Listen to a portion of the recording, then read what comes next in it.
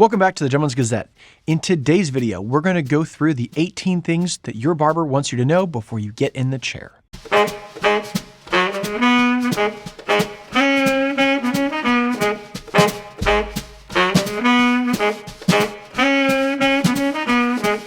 Now, good personal grooming routines are an essential part of the modern man's lifestyle, but let's be honest, there's certain things that you should leave up to the pros. So for this video, we went to our local barber shop to find out what a barber wants you to know before you take a spin in the chair. Let's take a look at the barbers who helped us make this video possible. First up is Simon, or Cy, who's the owner of Stilo Cuts on Hennepin Avenue here in Minneapolis. Simon's been cutting hair since 2013. He started off at a different barber shop, and then he instructed barbers for a little while before he opened Stilo Cuts. Cy wanted to become a barber because of the creative freedom that it gives him, and it's not the typical 9-to-5 desk job. Meanwhile, Jack, our scriptwriter based in the UK, talked to his barber, Rick. Rick cuts hair at Swagger & Jack's in Norwich. Jack claims that the name of where he goes to get his haircut has nothing to do with his ego.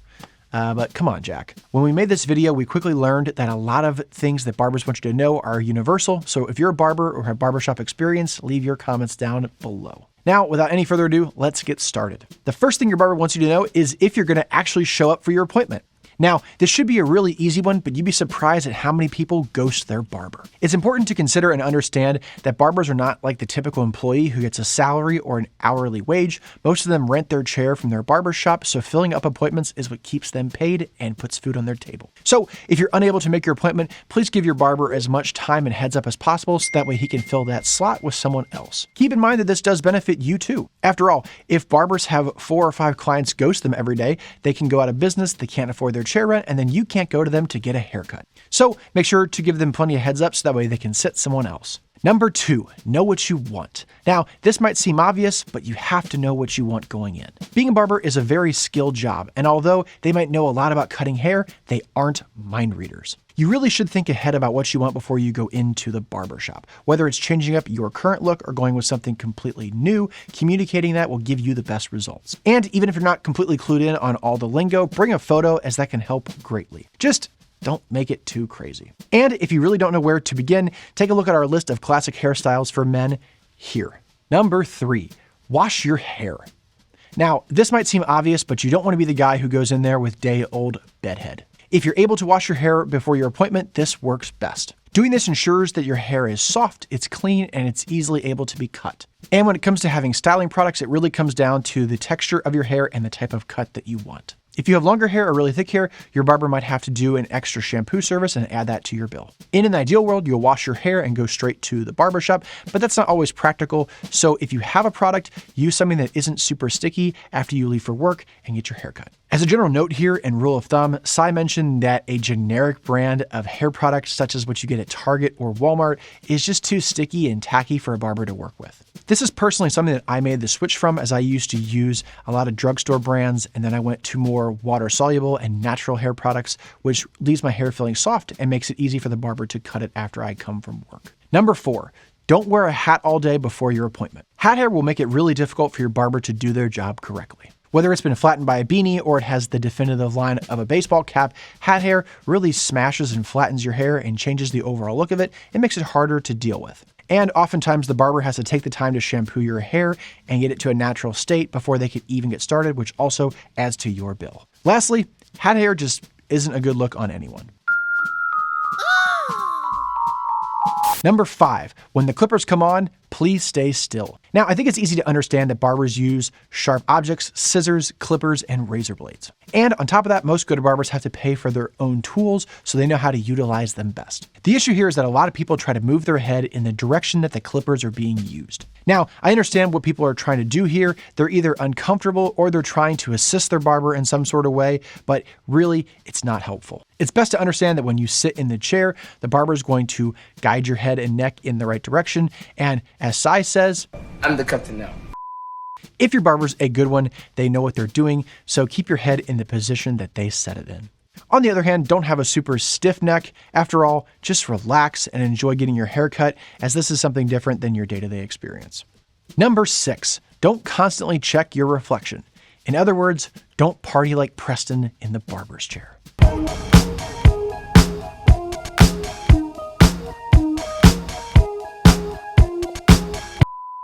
For a little bit more clarity, this has to do when you're positioned in a way that's not facing the mirror. This also includes times where your head might be looking down or looking up as the barber completes his cut. Simon specifically mentioned that there are people who like to skateboard around by pedaling their feet and turning to see the mirror to see how the cut's going. This is something that among barbers is seen as very disrespectful, like you don't trust them or trust the way that they're cutting your hair. And after you've taken all the time and decision-making of choosing your own barber, it's kind of strange to sit there and not trust their decision-making skills. So, like our previous point, keep your head in the position your barber wants it to be in and take this time to relax. Worst case scenario, you don't get the perfect haircut that first time. Your hair will grow back, but it's better than being disrespectful to the person who's doing the job. Number 7, be aware that your beard might not be as good as you think it is. Hey, I'm sorry to be the bearer of bad news here. Recent years have seen the upswing of the bearded gentleman. Come to think of it, I think most of the GG team has beards other than Raphael and Preston. I wonder what they would look like with them.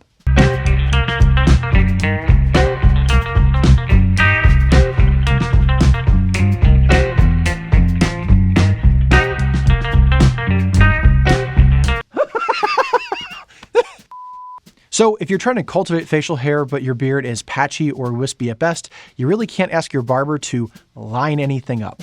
After all, if your beard is there, the barber can cut it, but if it's not there, there's nothing that they can do.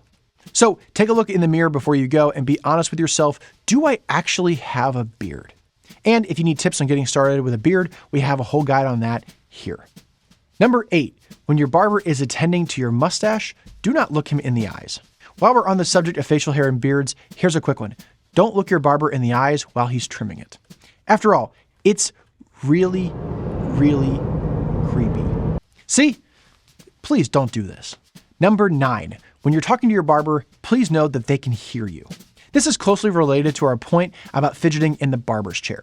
You don't have to turn your head for your barber to hear you. Look, I get it. You enjoy having conversations with your barber, especially if you're a regular client. And while it's great to connect and catch up, don't forget why you're there, which is to get your hair cut. Turning to and fro just makes it more difficult for them to do their work and do it well. After all, they're focused on the whole of your head and not necessarily making eye contact or being in the perfect position to have a conversation. While we're on the topic of conversations, here's a few more pointers for you. Number 10, stay away from divisive topics. Now, this one can be a little bit more difficult than it seems as we live in the age of social media and everyone has their opinion. And it's only natural that things are going to happen which you have your own personal opinion on, but keep in mind that the barber shop is your barber's workplace, and if you wouldn't like those topics being talked about in your workplace, don't bring it into theirs. Keep in mind that in barber school, your barber is taught to avoid these topics, and you really should too. As a follow-up, number 11, keep some things to yourself. I've heard time and time again that barbers have a part-time job as a personal therapist, but really, there are some things that you really should keep to yourself. In my time with Sai, he shared some of the personal problems that people share with him, and while they're not all bad, some really should be kept to oneself. Granted, none of them are polarizing or inflammatory, but talking about personal medical news or family drama isn't something that you should bring into someone's workplace. This really puts your barber in a tough position, and after all, they're people too. Ultimately, when it comes to conversations in the barbershop, keep things really light, enjoyable, and have a good time. Number 12, when it comes to phone calls, please try to keep things brief. After all, you're wasting your own time, but more importantly, you're wasting your barber's time.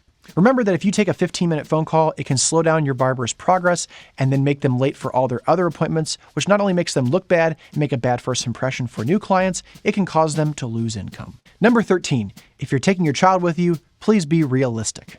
Basically, don't ask for a crazy haircut if you know that your child is not going to sit still.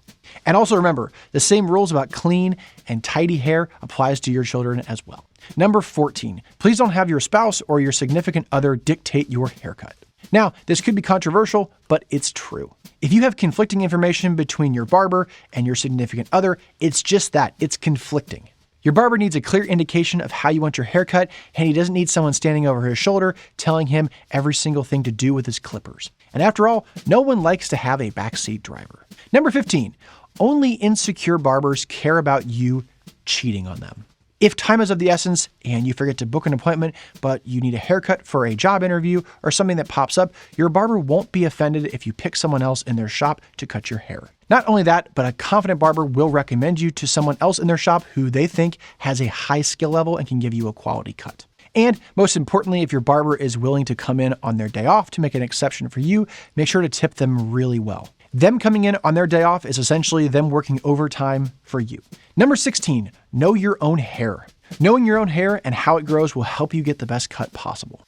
Also, by knowing your own hair, you can tell your barber if there's just strange things that happen. Like the hair on the right side of my head tends to grow out like sideways, so I always have Simon take a little bit extra off because when it grows out, it gets all poofy. Even if you know your hair and you ask for specific things, don't do number 17, which is asking for a cut all over again at the very end. It's fun to shoot the breeze with your barber, but a lot of your conversation should be about giving them feedback. Do you want it shorter on the sides? Should they take more off the top? Do you want it blended better? It's important to ask for these things as they're happening and not when your barber's done. Because essentially you're asking your barber to perform 2 haircuts. For example, a really bold fade can take between 10 and 15 minutes to do. So at the start of your appointment, if you say that you don't want this, and then at the end you decide you do, it adds 15 more minutes and it's like doing a cut all over again. And going back to some important points in the past, this also can throw off your barber's whole day by making him late to other appointments. Now, there is a caveat here. There are some things that are easy for your barber to touch up, like taking a little bit of length off the top. Don't let these last-minute changes become habit. Try to ask for them throughout your appointment.